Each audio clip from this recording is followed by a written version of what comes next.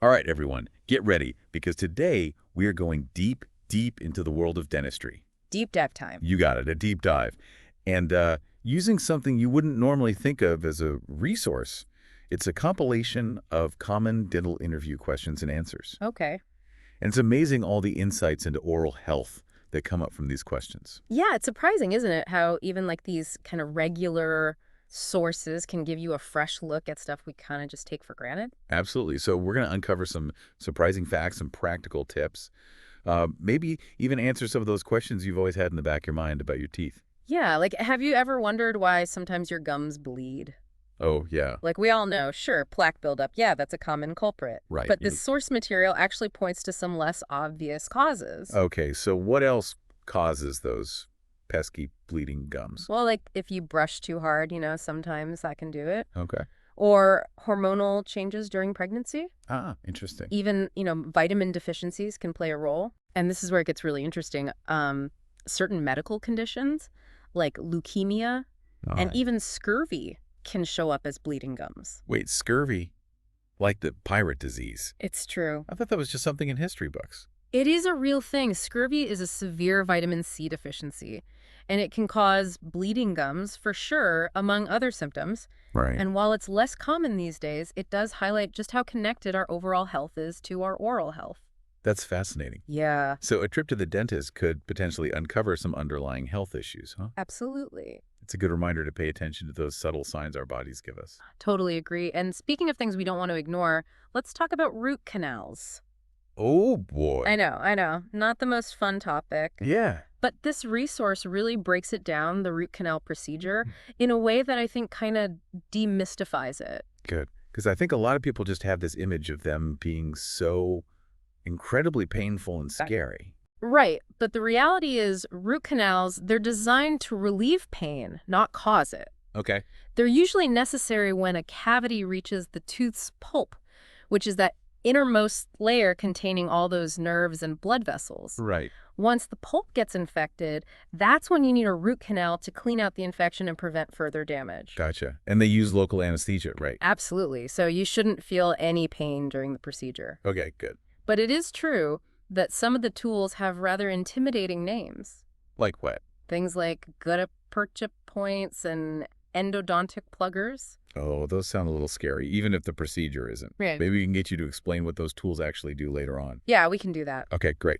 Now, before we get to more complex procedures, let's just do a quick tour of basic tooth anatomy. Okay, back to basics. Back to basics. I think most people know the basic parts of a tooth, Yeah. but maybe you can give some more detail on the functions of each part. Yeah, think of a tooth like a tree trunk. So the crown, it's covered in that tough enamel. That's the visible part, above the gum line. Right.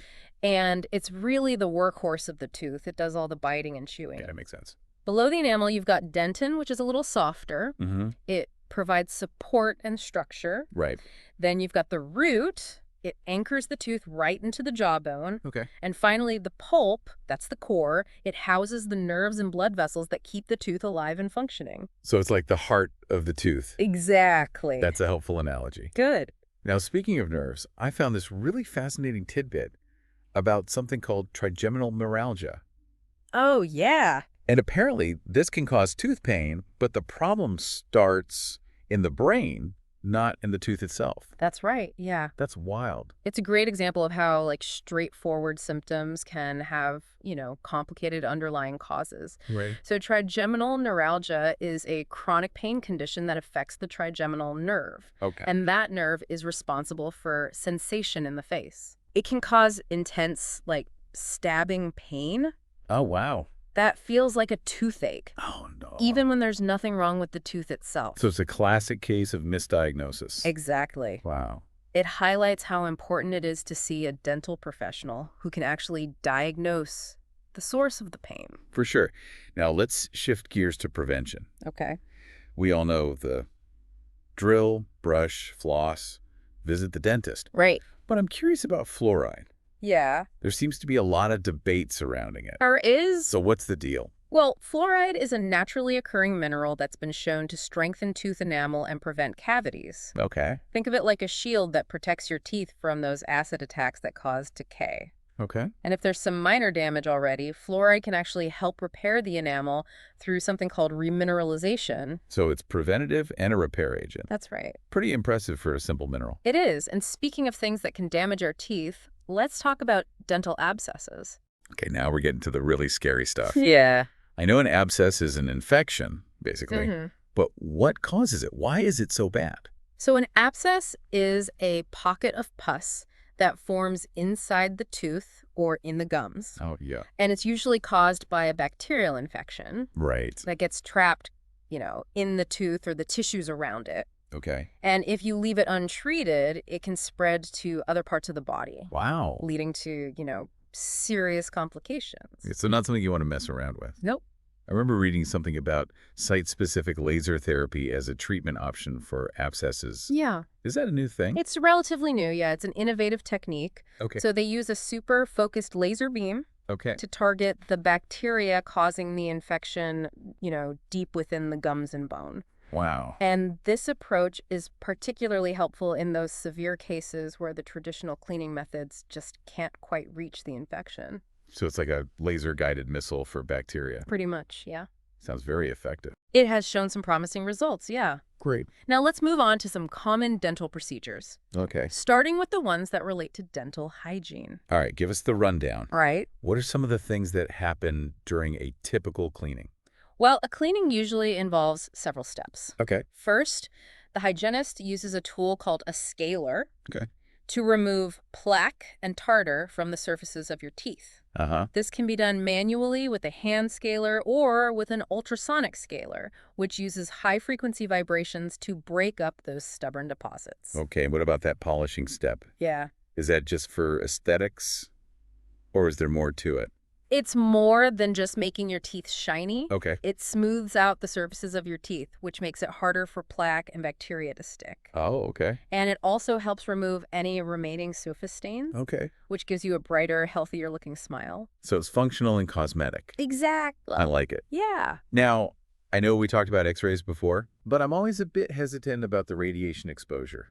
Yeah, that's a valid concern. Yeah? But modern dental x-rays use very low doses of radiation, Okay. and digital x-ray technology has further reduced the exposure levels. That's good to know. Yeah. Plus, the benefits of early detection of dental problems, they far outweigh the minimal risks associated with x-rays. That makes sense. It's always better to be safe than sorry. Absolutely. Now, while we're on the topic of dental professionals, Yeah. can you just clarify the roles of different specialists, like periodontists and dental hygienists? Sure. So a periodontist is a specialist who focuses on the gums Okay. and the supporting structures of the teeth. Gotcha. They handle things like gum disease treatment, gum surgery, and dental implants. Right. A dental hygienist, on the other hand, is more focused on preventative care. Okay. They provide cleanings, fluoride treatments, take x-rays, and educate patients on maintaining good oral hygiene.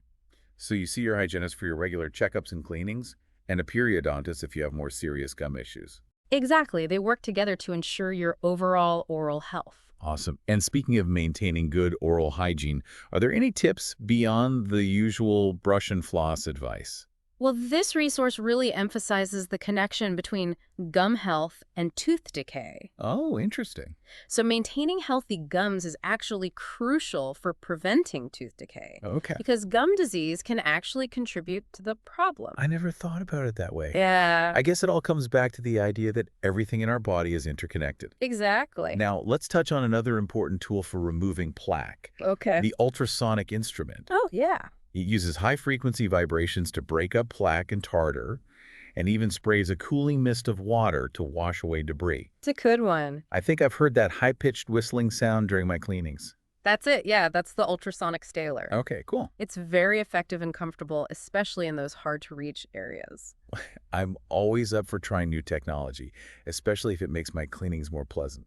For sure. And speaking of making things more pleasant, let's talk about rubber dams. Rubber dams, what are those? So a rubber dam is a thin sheet of latex that's used to isolate the tooth being treated during a procedure.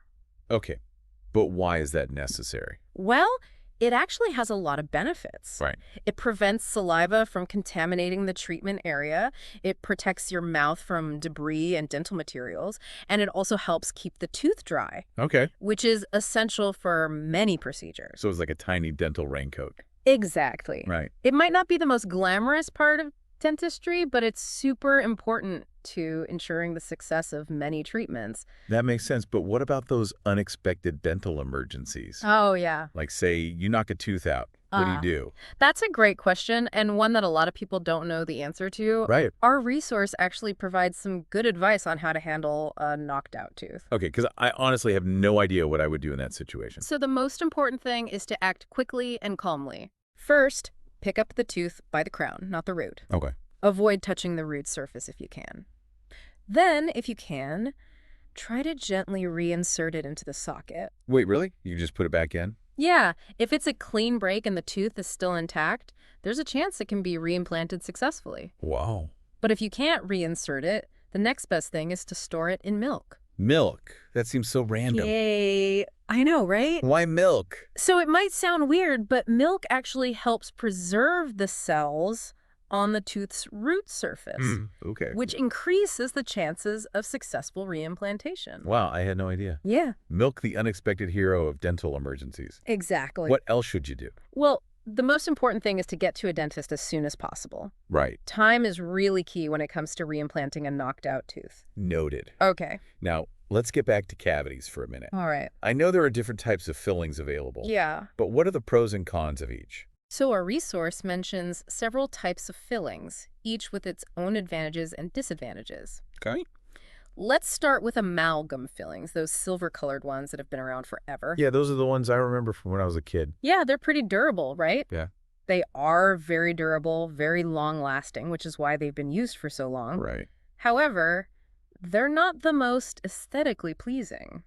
I can see that. And some people worry about the mercury content. Yeah, I've heard about those concerns. Yeah. What about the other options? Well, then you have composite resin fillings, Okay. which are tooth-colored, so they blend in a lot better. Right. They're also a good choice for people concerned about mercury exposure, Okay. but they're not as durable as amalgam fillings, Okay. and they may need to be replaced more often. So it's a trade-off between aesthetics and durability. Yeah, pretty much. What about those gold fillings I've heard about? Oh, yeah, cast gold fillings are incredibly strong and durable, Wow. even more so than amalgam. And they're also biocompatible, Okay. meaning they're well tolerated by the body. That's good. But they are the most expensive option Right. and can sometimes cause something called galvanic shock. Galvanic shock. That sounds intense. It's not dangerous, but it can be uncomfortable. Okay. It happens when you have different types of metal fillings that touch each other, creating a small electrical current. Oh, wow. And that can cause a jolt of pain or metallic taste. Okay, that's definitely something I would want to avoid. Yeah. So it's best to stick with similar materials for your fillings then. Yeah, typically that's the best approach. Okay. Now let's move on to another type of dental restoration, dental bridges. Bridges. Aren't those for missing teeth? Exactly. A dental bridge is a way to replace one or more missing teeth using artificial teeth that are anchored to the adjacent teeth. Okay. And they're not just for aesthetics either. Oh, what other benefits do they offer? Well, bridges also help prevent the remaining teeth from shifting out of place, Right. which can affect your bite and lead to other dental problems. Oh, wow. They also help maintain the structure of your face and prevent bone loss in the jaw. So they're functional and cosmetic? That's right. Are there different types of bridges? Yeah, there are several types, each with its own design and application. Oh. Traditional bridges involve placing crowns on the adjacent teeth to support the artificial tooth. Okay. Cantilever bridges are used when there's only one tooth next to the gap. All right. And Maryland bridges use metal or porcelain wings Okay. that are bonded to the backs of the adjacent teeth. Wow, so much variety. There is. How do you know which type is right for you? It really depends on several factors, like the location of the missing tooth, the health of the adjacent teeth, and your budget. Right. Your dentist can help you decide which is the best option for you. Okay, that makes sense. Yeah. Now, I'm curious about dental crowns. Okay. I know they're used to cover damaged teeth, Uh-huh. but when exactly are they recommended? So crowns are super versatile. Okay. They can be used in a lot of situations. Okay. They're often recommended to protect a weak or cracked tooth from further damage. Right. or to restore a tooth that's been severely decayed or broken, Okay. or to cover a tooth after root canal treatment. So they're like little helmets for your teeth. That's a great way to think about it. Yeah. They provide strength, protection, and even a cosmetic makeover for your pearly whites. Awesome. And finally, let's talk about dental sealants. All right. I've heard they're great for kids, Yeah. but I'm not exactly sure what they are or how they work. So dental sealants are thin plastic coatings that are applied to the chewing surfaces of your back teeth, Okay. the molars and premolars. Okay. And these teeth, they have deep grooves and fissures Right. that can trap food and bacteria, Uh-huh. which makes them more vulnerable to cavities. So the sealants basically fill in those grooves and make it harder for bacteria to hide. Exactly. Okay. They create a smooth, protective barrier that prevents food and bacteria from getting stuck. Right. In those hard-to-reach areas. And they're particularly beneficial for kids because their teeth are still developing. That's right. Makes sense. Sealants are most effective when they're applied soon after those permanent molars come in, which is typically around ages 6 and 12. So it's like giving those new teeth an extra layer of protection. Exactly. I like it. It's a really simple but effective way to prevent cavities, especially in those back teeth. Well, we've covered a lot of ground today, from basic tooth anatomy to advanced procedures like laser therapy. We have, yeah. It's amazing how much women learn from something as simple as a set of dental interview questions. I know, right? It just goes to show that knowledge can be found in the most unexpected places. And speaking of unexpected places, I'm curious to learn more about the tools of the trade. Okay. This resource actually provides a whole list of instruments used by dental hygienists. Oh, yeah. And some of them sound pretty intriguing. Yeah, they have quite the arsenal. Yeah, I'm particularly interested in learning about those hand scalers and curettes. Those are definitely essential tools. Well, I guess we'll have to save that discussion for part 2 of our dental deep dive. Sounds good. Stay tuned, folks, because we're just getting started. Welcome back, everyone. As promised, we're going to delve deeper into the world of dental hygiene, exploring the tools and techniques that keep our smiles sparkling. Remember those hand scalers and curettes we mentioned earlier? Oh, yeah, those unsung heroes of plaque and tartar removal.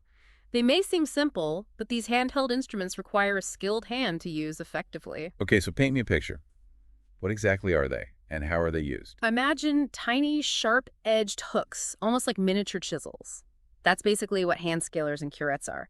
They come in all sorts of shapes and sizes to access different areas of the mouth, adapt to the contours of your teeth. The hygienist uses them to carefully scrape away plaque and tartar from the surfaces of your teeth, both above and below the gum line. So it's a very meticulous process, almost like sculpting away those unwanted deposits. Precisely. It requires a delicate touch and a keen eye to ensure thorough cleaning without damaging the tooth enamel or gum tissue. Now remember, our source material also mentions scaling and root planing as part of the dental hygiene process. Right. What's the difference between that and the hand scaling we just discussed? So scaling as a broader term just means removing plaque and tartar from the tooth surfaces. Hand scaling, like we talked about, is one way to do that. However, there's also ultrasonic scaling, which uses high-frequency vibrations to break down plaque and tartar.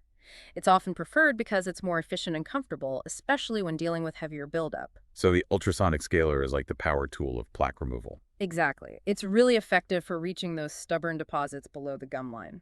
Now, root planing goes hand in hand with scaling, especially in cases of gum disease. It involves smoothing out the surfaces of the tooth roots. Okay, so why is smoothing the root surfaces so important? So think of it this way. Rough surfaces provide more nooks and crannies for bacteria to cling to. By smoothing out the roots, root planing gets rid of those hiding spots, making it harder for plaque and bacteria to reattach and recolonize. This helps with healing and prevents further gum infection. No, so it's like sanding down a rough piece of wood to create a smooth, clean surface. Exactly. It creates the right environment for healthy gums and a stable foundation for your teeth. Now, remember we talked about air abrasion earlier in terms of cleaning. Right. Our source also mentions it as a technique for tooth whitening. Can you explain how that works? Sure. Air abrasion uses a fine stream of particles, similar to the cleaning process, but with a slightly different goal. So instead of removing plaque and tartar, it's about gently removing surface stains from the tooth enamel. So it's like a gentle sandblasting for your teeth. That's a good analogy. It's a less invasive alternative to those traditional bleaching methods, which can make your teeth sensitive sometimes. Interesting. Now let's go back to that dental emergency scenario we talked about earlier, the knocked out tooth. Yeah. You mentioned milk as a storage solution, Right. but our source also highlights something you should not do in that situation. It specifically says to avoid using clove oil or aspirin directly on the wound or the tooth. Okay, I can see how aspirin being a blood thinner might not be the best idea, Right. but why clove oil? I thought that was often recommended for toothaches. So clove oil does have some pain-relieving properties, but applying it directly to exposed gum tissue or the root of a knocked-out tooth can actually be harmful. It can irritate and damage those delicate tissues and mess up the reimplantation process. Gotcha. So sticking to milk and getting to a dentist ASAP is the best course of action. No DIY home remedies in this case. Absolutely. It's really important to seek professional help right away and not try to treat it yourself. Speaking of fillings, remember how we discussed the different types earlier? Yeah. Our source had some extra insights about glass ionomer fillings, Uh-huh. particularly their use in certain situations. Yes, it highlights their suitability for fillings on the necks of teeth and for baby teeth. Why are they especially good for those areas? Well, glass ionomer fillings have a cool advantage. They bond directly to the tooth structure, creating a tight seal to prevent leakage and decay.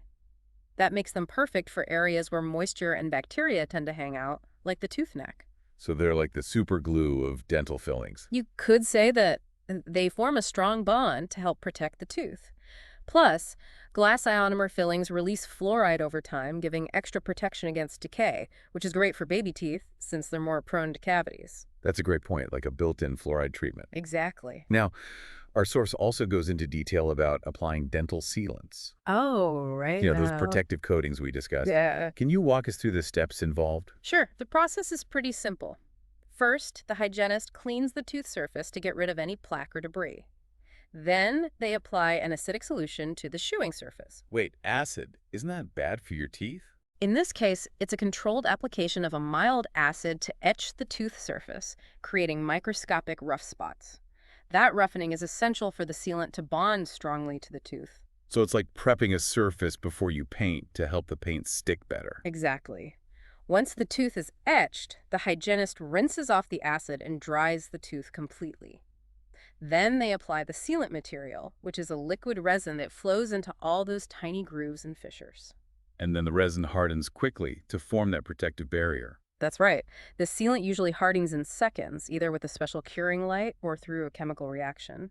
Once it's hardened, it's a smooth, durable shield to keep food and bacteria from getting stuck in the tooth's crevices. It's amazing how much science and precision goes into something seemingly simple like a dental sealant. It is. Now, as we've been going through these dental concepts, our sources use a few terms I'm not familiar with, Like what? like abutment and alveolar. Any insights on those? Of course, abutment is a word you'll hear a lot with dental bridges or dentures.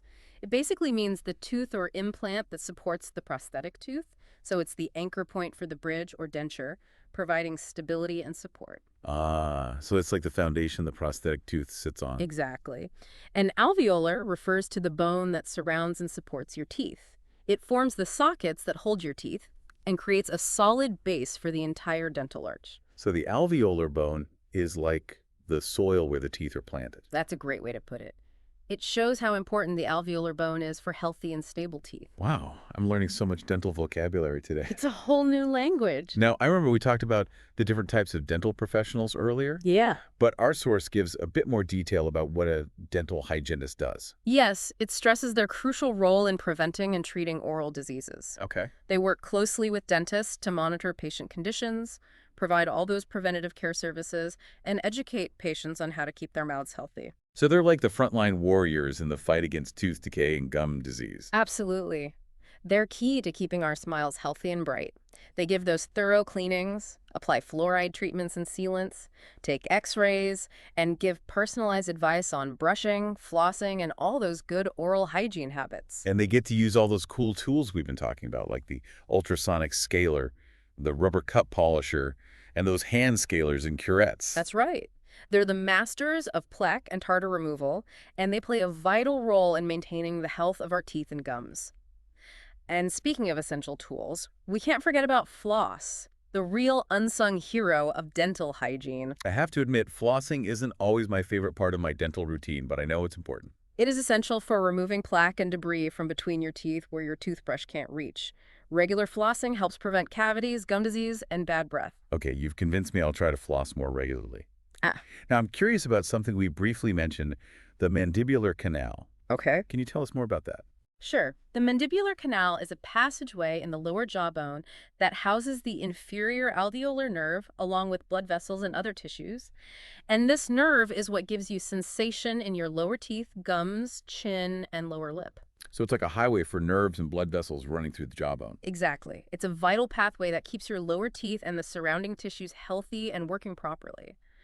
Dentists have to know where the mandibular canal is when they're doing procedures like extractions or placing implants so they don't damage the nerve. That makes sense. It's amazing to think about all the complex structures and systems in our mouths. It really is. And we often take it for granted until something goes wrong. Very true. Now, before we wrap up this part of our dental deep dive, I want to revisit dental bridges. Okay. You mentioned several types, including the Maryland bridge. Can you explain how that's different from a traditional bridge? So a Maryland bridge is often used to replace missing front teeth. It's considered less invasive than a traditional bridge because it doesn't require as much prep work on the adjacent teeth. Interesting. How is it different structurally? Instead of crowns on the adjacent teeth, a Maryland bridge has metal or porcelain wings that are bonded to the backs of those teeth, and these wings hold the prosthetic tooth in place. Oh, so the wings are like holding the bridge suspended between those teeth. Exactly. It's a less invasive option, but it's not right for every situation. It depends on where the missing tooth is, how strong the adjacent teeth are, and the bite forces in that area. I see. So it's a good choice for some, but not for everyone. That's right. It's always best to talk to your dentist to figure out what type of bridge works best for you. Okay, that makes sense. Yeah. I think we've covered a lot of ground in this part of our dental exploration. We have, from cleaning techniques to the details of dental bridges. I feel much more knowledgeable about oral health now. But before we move on to our final segment, there's one more topic I want to touch on. Okay, what's that? Remember how we mentioned site-specific antibiotics briefly? Yeah. I'd love to get a better understanding of what that is. That's a great topic to explore. Site-specific antibiotics are a targeted way to deal with gum infections. Let's dig into that in our next segment. Okay, so let's jump back into our dental deep dive. Okay. We wanted to touch on, before we wrap things up, those site-specific antibiotics. Yep. I'm still not entirely clear on how those work, and why they're used. Yeah, it's a very interesting approach to dealing with gum infections in a more precise way. Okay. Instead of taking antibiotics orally, which affects your whole body, Right.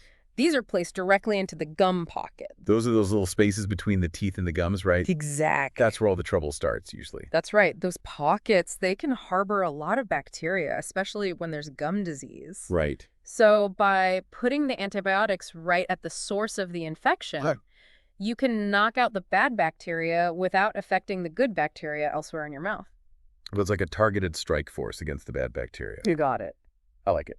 It minimizes the side effects that you can get from broad-spectrum antibiotics, Right. like disrupting your gut microbiome. That's important. And because the antibiotics are concentrated right where the infection is, they can work better at lower doses. Okay, that makes a lot of sense. Yeah. It's like a sniper versus a shotgun approach to fighting bacteria. That's a good way to think about it. Now, remember, our resource talked about all the different tools that a dental hygienist uses. Oh, yeah. We discussed those hand scalers and curettes. Right. But there were some other pretty interesting things on that list. Yeah, they have quite the collection of tools and gadgets. It's very impressive. So besides the hand instruments, what else do they use? Well, they also use ultrasonic scalers, rubber cup polishers, air and water syringes, Okay. saliva ejectors, and even intraoral cameras. Wow, I'm picturing a dental hygienist looking like a cross between a surgeon and a tech wizard. It's a good mix. Can we break down a few of those? I'm especially curious about the ultrasonic scaler Yeah. and the rubber cup polisher. Sure. So the ultrasonic scaler, we talked about this before, Right. it uses high-frequency vibrations to blast away plaque and tartar. Okay. It's super efficient, and often people prefer it to the hand scaling because it's more gentle. And that's the one that makes that high-pitched whistling sound Yeah. that I always hear during my cleanings. That's it, yeah. Okay, good to know. So the rubber cup polisher comes after the scaling. That's right. Okay, and what does that do? So it's basically a small rotating cup that attaches to the dental handpiece. Okay. The hygienist dips it in a special polishing paste Okay. and uses it to smooth and polish your teeth. So it's like a mini buffing machine for your teeth. Exactly. I love that. I love that freshly polished feeling after a cleaning. It's a good feeling. What about the air and water syringes? Okay. Are those just for rinsing? They actually have a few different uses. Okay. So the air syringe is used to dry the teeth off, Right. which is important for procedures like fillings or sealants. Okay. It can also be used to blow away debris. The water syringe is mostly used for rinsing, removing debris, and keeping things clean. So they're like the dental hair dryer and shower head. I like that analogy. And then we have the trusty saliva ejector, that little straw that sucks up the saliva. Exactly. It's very important. Keeps things nice and dry. Definitely an essential part of going to the dentist. Yeah. What about those intraoral cameras? What are those used for? Oh, those are really cool. They're tiny little cameras Okay. that let the dentist take pictures of your teeth and gums. Oh, wow. And then those images are displayed on a monitor so you can see what's going on in there. That's amazing. Yeah, it's a great way to help patients understand their own oral health better. Right. And it lets the dentist show you exactly where there might be problems, That makes sense. like plaque buildup or early signs of decay. I can see how that would be really helpful. You know, it's one thing to hear the dentist say you have a cavity. Right. It's another thing to see it right there on the screen. Yeah, it definitely adds a new level of understanding. I think we've covered just about everything from our dental source material. I think so. We've learned a lot. It's amazing how much we've learned about everything, from basic tooth anatomy to those advanced procedures, It is, and all those tools. and all the tools of the trade.